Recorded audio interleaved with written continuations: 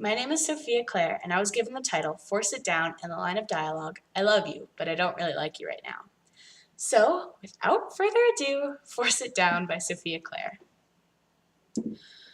Marcus dug his way through the large trash heap that used to be a building. He smiled over at his best friend, Ish, who was doing the same. You see, in the year 3034, Earth is no longer controlled by the human race.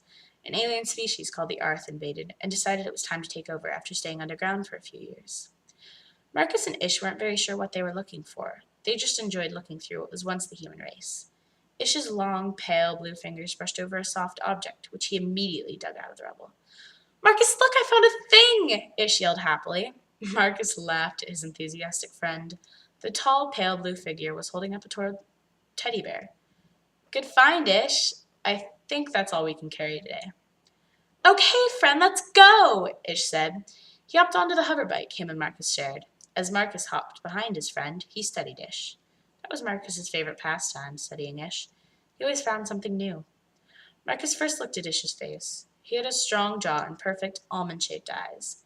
His eyes were white orbs with no pupils or irises. His skin was almost the same color as the sky once was, and so thin you could see the veins through it. Ish's mouth was almost normal, except for the fact his teeth were razor-sharp and deadly. "We're almost there, Marcus," Ish said happily. The barren landscape of the once prosperous city zoomed by the pair. It was in utter ruins. Marcus felt quite bad. All mankind's hard work destroyed. But they must have known this would happen eventually. Soon, the large trade building rose up in front of them, the only real building standing.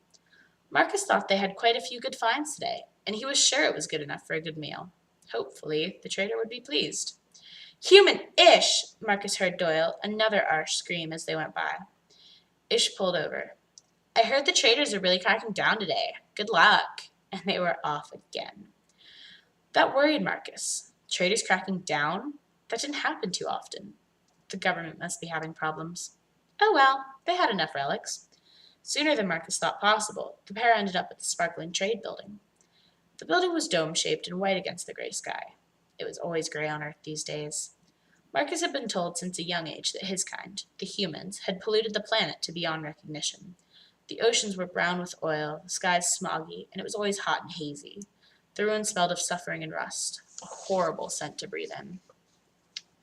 Marcus again looked up at the dome building. He had been going there since he was a young boy. Ish's family had taken him as a baby since his was killed when he was born. Marcus and Ish were raised as brothers and best friends and had always been together. "Next," the tradesman called, yanking Marcus from his thoughts. "Ish, human, nice to see you again," he greeted them like old friends. "Hope you have something good for me today." "Well, sir," Marcus addressed the man, only to be cut off. "Ish, what have you brought us today?" the trader man prompted. "Well, sir." It took Ish about 20 minutes to get everything out of the large duffel bag. Ish pulled out a small rectangle with a bitten apple in the back and a shattered front, a clear orange bottle with a sodden label, and a torn shoe with a check mark on it. "Fair finds for the ruins. And last, we found a teddy bear," he said, pulling out the ragged bear out. It was missing its nose, an eye, and an ear. "Well, small load today, boys, eh?" the trader said. He seemed unimpressed. "How much?" Marcus asked half-heartedly. 57 carto. No more. I'm sorry, boys, we have to crack down, although there is one more thing you could sell," the trader said, licking his lips. "Ish, that's not even enough for one tray. What should we do?" Marcus asked urgently. Ish smiled a terrifying smile, his pointy teeth showing. "How much?" Ish asked the trader. Marcus was confused. What else did they have? 520, the tradesman said, smiling back. "I'll take it," Ish smiled. He shoved Marcus forward. "What?" Marcus said, more confused now than ever. "Sorry, Marcus." Ish held his hand out for the money, which the trader gave him. "I love you, but I don't really like you right now," Marcus said with a sad tone in his voice. The trader came back a few hours later with a large package of ground meat.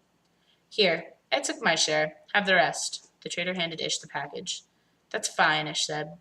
"No, take it. He was your human. You deserve some of it." The trader forced the package into Ish's hands. Ish ate well that night, but he really had to force it down. And that was my story. I hope you enjoyed it.